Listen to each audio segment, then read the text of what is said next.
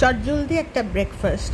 ছোট্ট একটু মাখন, একটু চিলি ফ্লেক্স আর একটু রসুন যদি গ্রেট করে নেওয়া যায় খুব ভালো, কিন্তু আমার কাছে রেডি ছিল না, তাই পটাপট ব্রেকফাস্ট বানাতে হবে। হাতের কাছে যা থাকে, আমার একটু ম্যাগি মশলার ওই কিউব ছিল, সেটাই আমি একটুখানি গ্রেট করে নিয়েছি। আর যা হাতের কাছে মশলা থাকে, যদি অরেগেনো থাকে, যাই থাকে, একটু দিয়ে এটাকে ওই ব্যাটারটাকে আগে রেডি করে নিয়েছি মাখনের সাথে।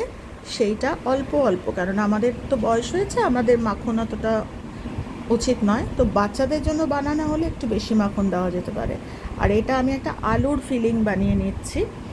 এটার মধ্যেও একটু গোলমরিচ, একটু লবণ, যা কিছু যা যেরকম পছন্দের কিছু একটুখানি মশলা মতো থাকলে দিয়ে মাঝখানের ইয়েটার মধ্যে আমি ফিলিং করে দিলাম আলুর। আমার এক হাতে ক্যামেরা, তাই উল্টাতে একটু অসুবিধা হচ্ছে, এটা সুন্দর করে উল্টে নেব।